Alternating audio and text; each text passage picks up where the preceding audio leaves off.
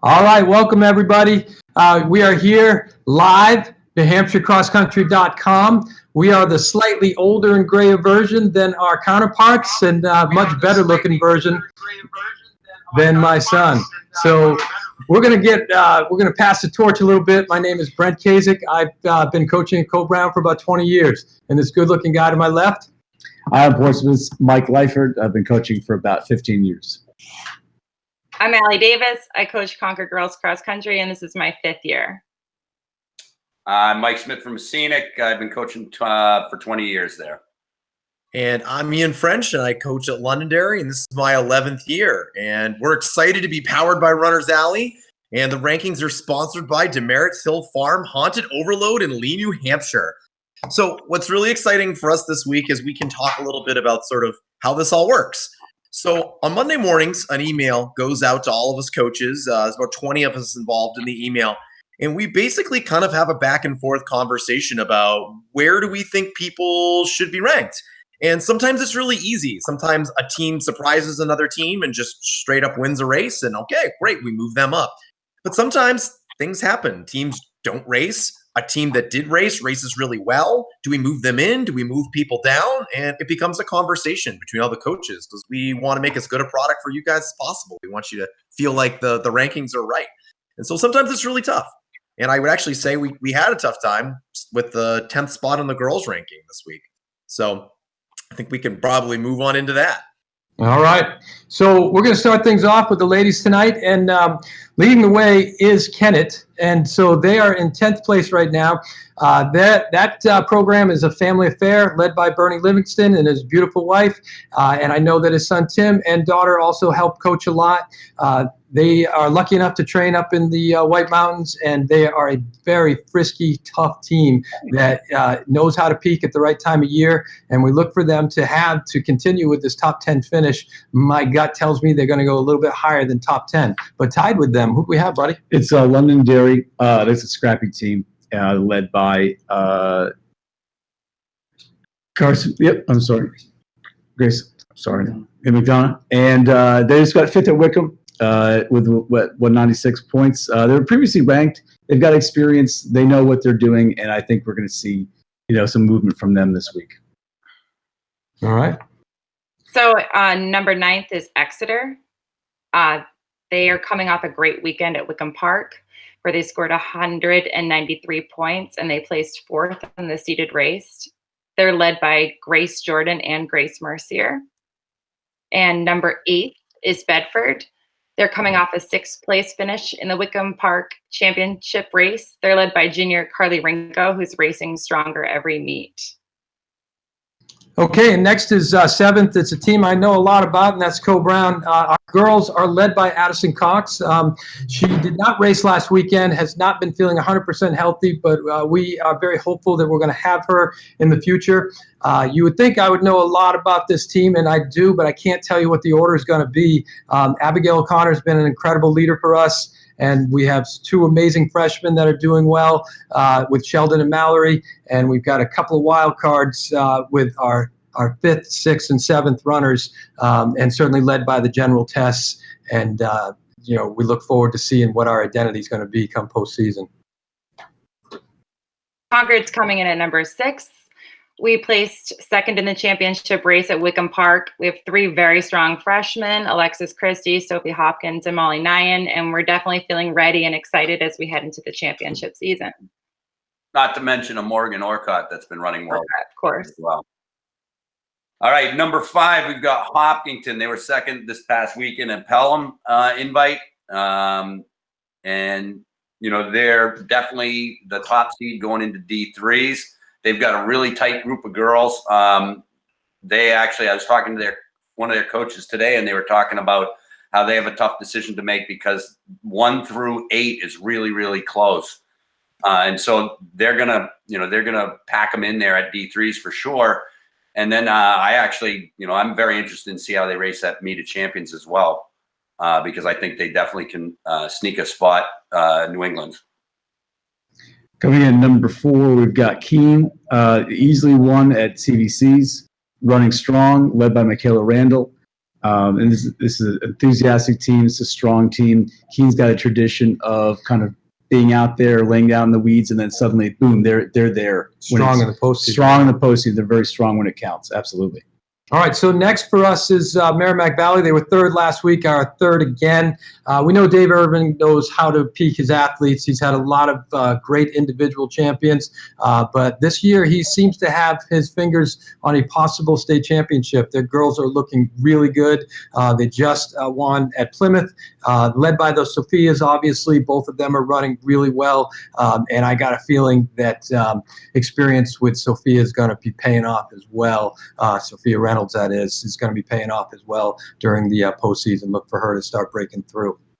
Could anybody have seen that, after Sophia Reynolds' unbelievable season last year, that Merrimack Valley would actually be being led by a different Sophia at this point this year? No, we wouldn't have seen that coming. Couldn't have been seen. One thing we do know is that nothing is, when you see a young athlete that wins a race, it doesn't mean they're going to win it all 4 years. It's a process. Right. Number 2 spot is Bishop Girton. Seeded race at Wickham this past weekend with 107 points. It's off without Carolyn Fisher. Phenomenal race, and she came in second with a time of 18:58. She actually broke the meet record. Unfortunately for her, she wasn't the fastest one. Yeah, right. Yeah, so our top spot, and they've been sitting at the top for a while, is Sauhegan. They look amazing this year. They ran at Mines Falls last weekend. Chloe ran at 17:51. Anytime you got a female athlete run the 17s, that's certainly something to see. They had an average time of 18:47, so incredibly impressive. We all know that's a fast course, but it doesn't matter to put a group of 5 girls, and I'm sure their 6th and 7th was equally as strong. They definitely look to be contending to win the championship and possibly win Meet of Champions. I got a feeling they got a nice preview for that. So great job to their program, and good luck. They were out in force. They were out in force today in their normal support role for the JV championships. They come out. Oh yeah, absolutely. That's a fun tradition they do. That's a fun tradition. Yeah, no doubt. So we're going to move right into the sleeper teams at this point. So my sleeper team, we saw them today. You're talking about today. We had the JV state championships here at our school. I had time to eat some quick dinner and came back here to school to do these rankings. The one thing that struck me is how strong the Oyster River girls JV team were.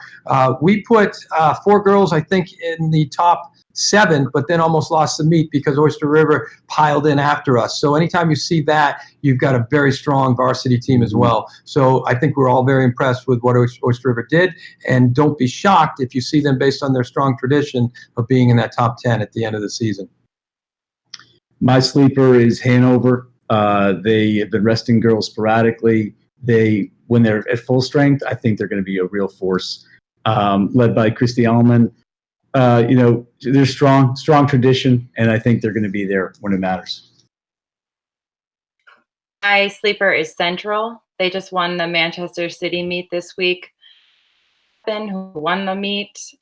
They could be a really big surprise this season, so it'll be exciting to see what they can do. My sleeper's coming out of Division 3, and that's Kearsarge. They've got one of the best in the state in Maya Doobie, and they got 2 bears in there as well, Lily Bear and Jenna Bear, not related at all. And they've got a really strong 3 that I think if they can get their pack time down a little bit closer, they've got a shot of making the top 10 as well. And I picked Pinkerton as my sleeper team. They started the season out in the rankings, but the injury bug hit them pretty hard as the season was going on. But I think we're going to start seeing a couple of those people come back. And Megan Cross has been outstanding all season. She's definitely going to be one of the top runners in the division, and she's been running real well. She ran real well this past weekend, and I think when all is said and done, when we get to the divisional meet, they'll be a little higher in the mix than they've been on the rankings the last couple of weeks once they get some people back. So that's kind of the end of the girls. So from here, we're going to move into the boys' side of things, and we'll start with Bishop Girton. So they didn't race this past weekend, so then they're not moving anywhere. They've been having a really good season. In particular, Carson Bottomsley has really, he was a guy that had a great middle school career and then had kind of fallen off a little bit and has come back with a vengeance this year and has just been running really, really well all season. And I think we'll continue to see them kind of do really well as a result of that. So. All right, coming in number 9 is Wyndham. They were number 9 last week. They went out and won the Pelham Invitational again, which was on the Mines Falls course. They're being led by Rohan Rai. We've got to see Rohan back in September at Sanborn. He was right up there with the top group. And they've really just been coming on as far as a team. They certainly are finding their feet. And so, they deserve the number 9 spot. Number 8, I've got Nashua North. They were the second at Wickham. I think they were the fourth in the seeded, led by Rory Curran, Yassine Jakib. That's a strong team, and they're going to be, racing at Mines Falls, and that's just a strength. At number 7, I get another idle team, Winnacunnet, but we got to see them at a dual meet last Tuesday. They came out to Londonderry, and man, is their top 3 good. Just Donnelly, he's been running amazingly all season.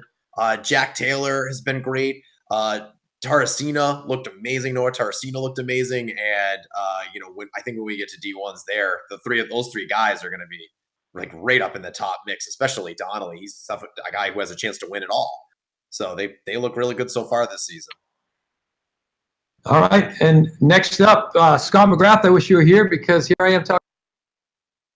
Oyster River, we're looking at them as a possible contender to win, not only the state meet, but also Meet of Champions. They run really well, particularly at Meet of Champions. But they are led by, Mr. O'Brien himself, as well as Miles Carrico, and then obviously Owen Fleischer has really been coming on strong.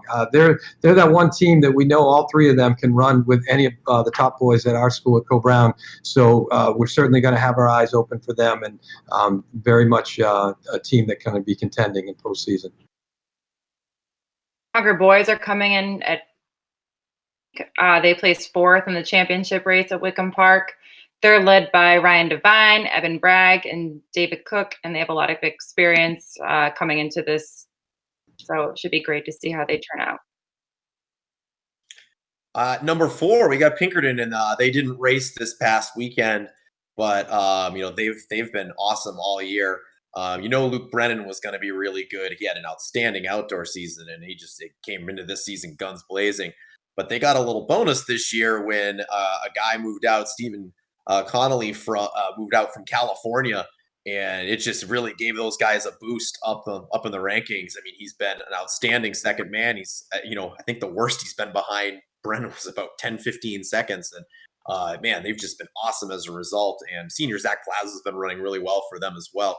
So I think, again, they are very much in the mix for D1s. And so, yeah, they're 4th.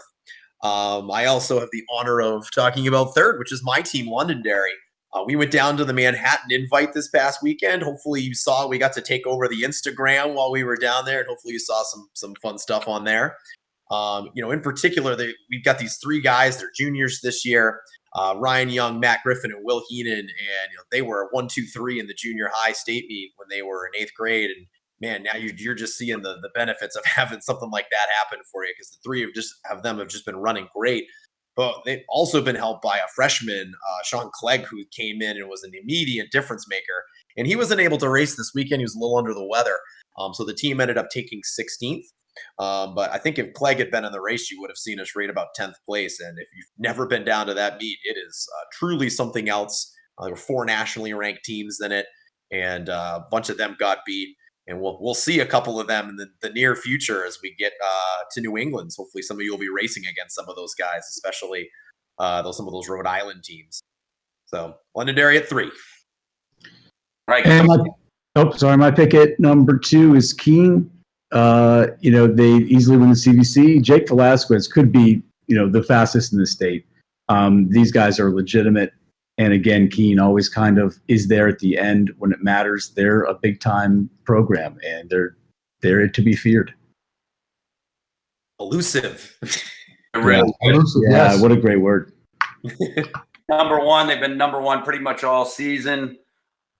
championship race this past weekend, 9 points over Tolan, which is Connecticut's number 2. They are led by a changing mix of guys right there at the front, and Dawson Dubois, Cobb, and some guy named Luke. Some kid. Some kid. Funky last name. The human consonant. You know, they've been right at the top all season, and there's a good reason for that. They're really, really good. When you go look back all the way through their top 7, run on any team, they're definitely a force when we get season. So I have a question for you guys. Do you think that come the end of the season, Co Brown will have a shot at even having a national ranking? I say yes. They beat Bishop Hendricken, who was currently ranked 18th in the country. I was a little surprised that they didn't come up with that at that point. So when they get a chance to take them on again, I think at New England's, I have to wonder if at the end of that meet, if maybe we'll be looking at a nationally ranked team in our midst. Well, you know, for us, we've always believed that a team gets its identity in the postseason, and the postseason starts in about a week. And so, you know, we really want to go into the state meet, take that meet as the most important meet of the year at that week.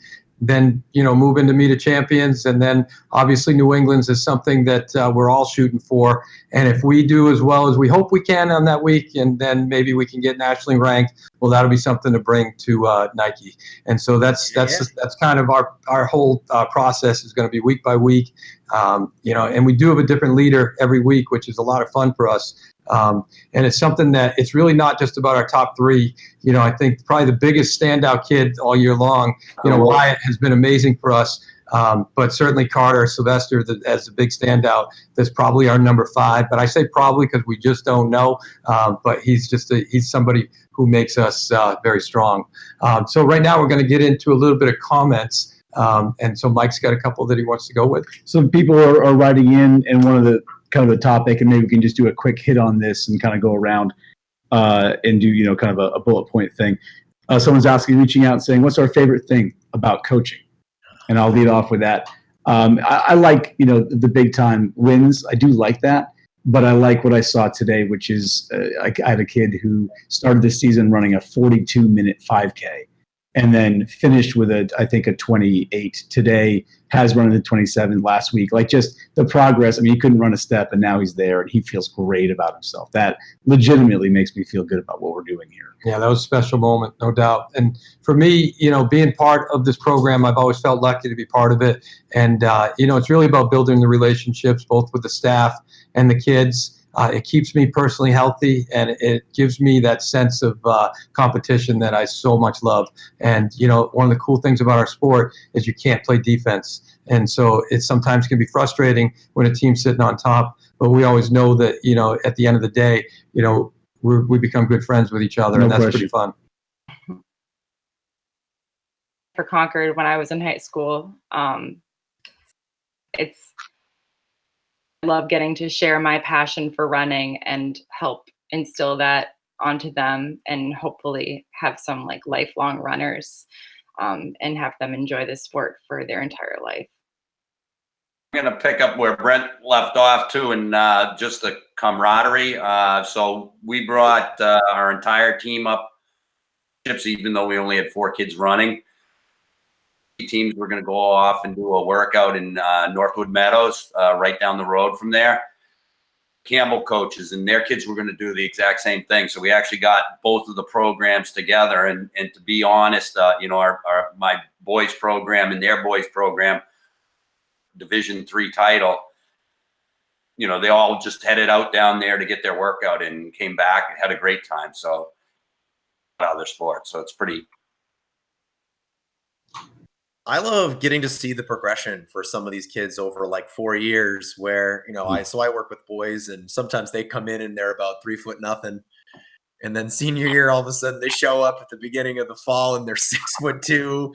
And, you know, when they were freshmen, they were like hoping to run like 25, 26 minutes. And, you know, you watch them work hard every day for 4 years. And all of a sudden you got a guy who does something like break 16. And, you know, I have a guy right now who's running at Northeastern. He broke 25 for the 8K the other day. And so cool to get to see that kind of stuff happen. And it's just really, it's the best job in the world. If you guys don't realize that, there's truly nothing better than getting to help people reach their goals and in whatever way you can to help them find success, whatever that means for them. It's truly like just a fun thing to be a part of.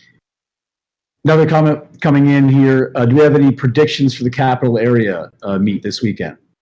Rainy. We hope the weather pulls out. Looking for winners. This commenter was.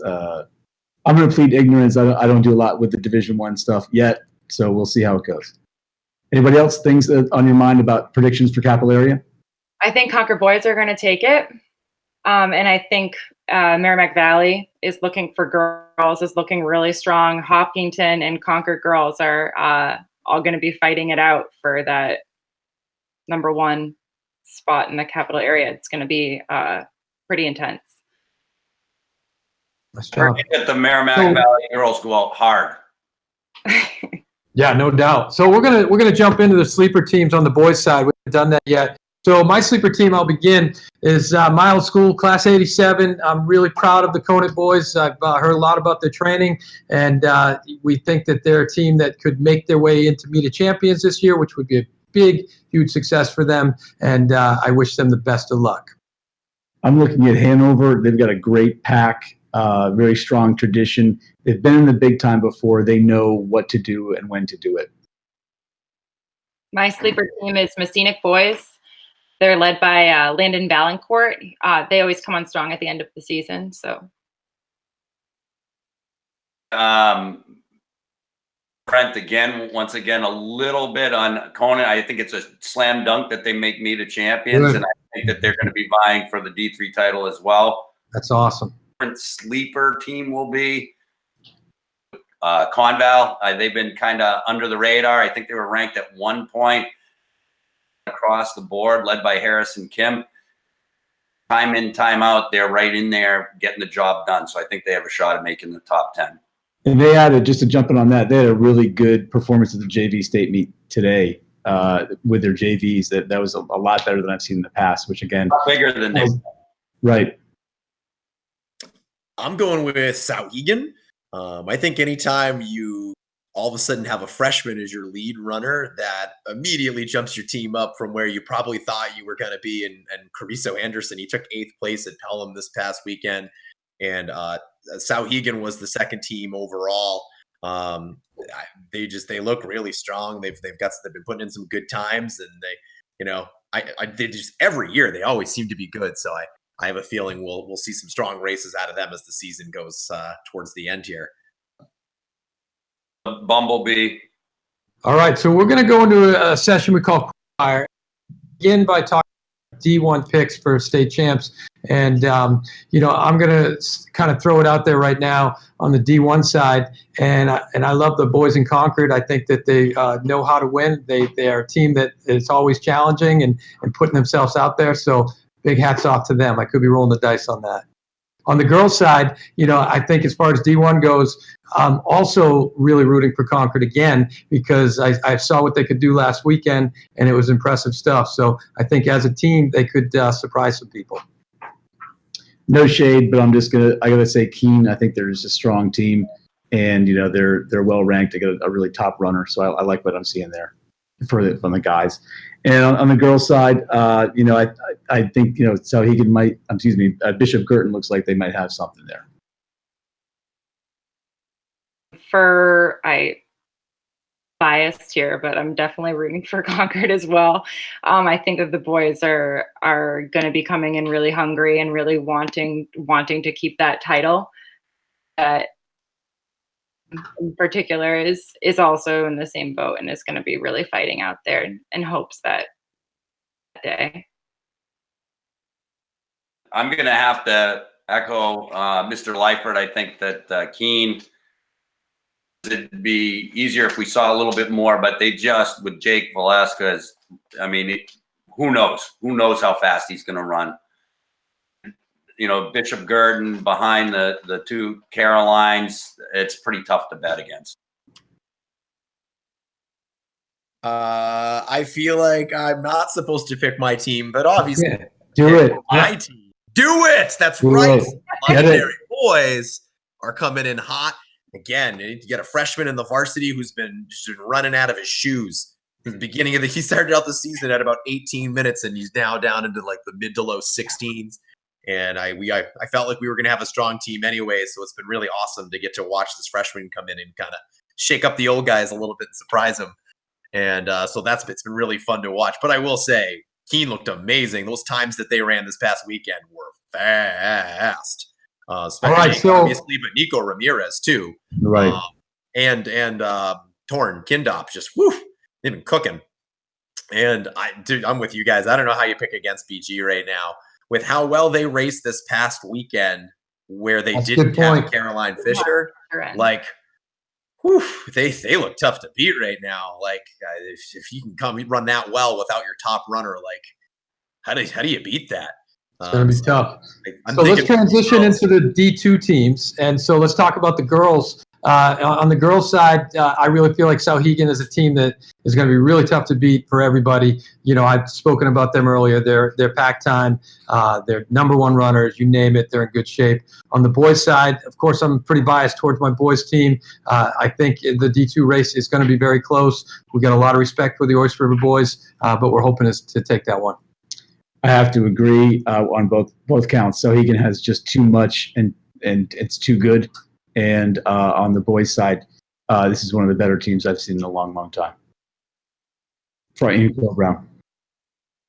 Those are looking really, really strong right now. So I think that take it. And Oyster River, too. Put them on the boys' side for sure. Go with Sauhegan girls and Co-Brown boys. They're ranked number one for a reason. So it had not occurred to me that the top team on both sides currently is a D2 team. Wow, that's D2. Yeah, go D2. I'm very impressed. You guys are crushing it this year. But yeah, I just looking at the results from this weekend for Sauhegan. I mean, they were 1, 2, 3, 5 in that race. Like, holy smokes! Their fourth runner ran a 19:11. Like, that's really hard to beat. And there's a reason I brought up Co-Brown for a national ranking, and it's because they deserve it. So I can't imagine anybody in that D2 race is going to take them down, but love to see them try. I would love to see Oyster River make it a heck of a race and really push them, especially O'Brien up in the front. So. Can we throw it over to Mike Smith to give us a D3 kind of perspective? What do you think? Best girls, what's your prediction for girls team, boys team? What do you got? Championship race. Spot right off the bat. I'm going to go with Hopkinton with Kearsarge chasing. Not going to give my prediction for Division III boys, but I can tell you who we're keeping our eyes on, and that would be Hopkinton. Those are kind of the three teams that I think have a shot. It's kind of an odd year in Division IIIs this year, where there's no super. You can probably have a shot to win Division IIIs with a different mix of setups and stuff like that. A low number one, pack time can play a huge role in this, so we'll have to wait and see on that. Excellent, thanks, Mike. Last question. All right, so last serious question. Best runner in the state, no qualifiers. Let's just get right to it. Fire through it. And girl, boy, go. What do you think, babe? I'm going to, this is a tough one as far as individual.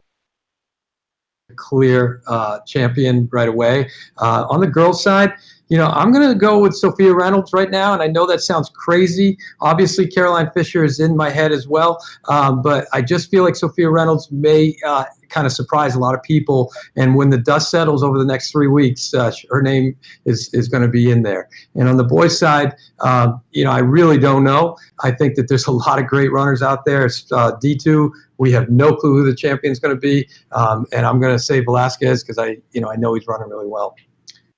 I'm going to agree with you, but on the boys' side, I say Velasquez of Keene, and I've got to go Caroline Fisher. I think when the pressure's on, she's going to be at her best.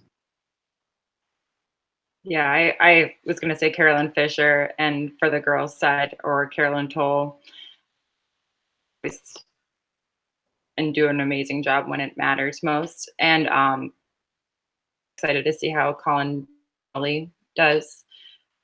Going to be right up there. I'm going to just pick something different, though. All the girls that are mentioned are really good. I've been impressed with Chloe Trudell. She had a great spring season, and she's been running real well. I think she's got a shot at it, but obviously there's some pretty heavy hitters up there at the top of the girls' ranks. Again, I'm not going to make a prediction on New Hampshire top male runner, but I know that the ones that intrigue me the most would be Velasquez, Donnelly, and the boys from Co-Brown. I'm definitely on the Trudell bandwagon here. That's a 17:51 this past weekend. That's cooking. Yeah. She's clearly locked in and ready to go here, and I can't wait to watch that race. It's going to be awesome. On the boys' side, oh man, it's a really tough choice. There are some really good runners. I'm going to give Rory Curran the go-to on this one because we're going to be on his course when it comes down to it. That Meet of Champions course is where he runs all the time. And I have a feeling, I'm just remembering what I saw from him during indoor at D1s last year, where he just put the throwdown of all throwdown performances in. And I know he's got it in him. And so I'm definitely on Rory Curran, all about it. All right. And we're going to close this out with the one last question. It's Halloween time. It's not very serious. We're going to go quick on this one. Boom, boom, boom. Favorite candy bar, go. B. So I'll start it off. Mine is, I told my wife the other night, I think I like Heath bars the best. That's the shortest answer he's had all night. You bet. Kit Kat all the way. Classic Tootsie Roll. I could eat them all day, every day. Solid.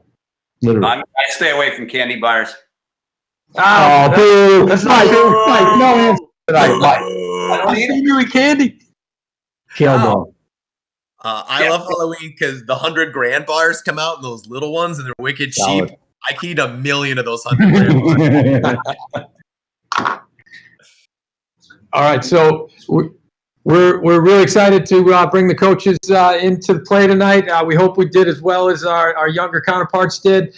We are definitely a group of people who are passionate about what we do, and we love doing what we're doing, and we're all looking forward to the championship portion of the season.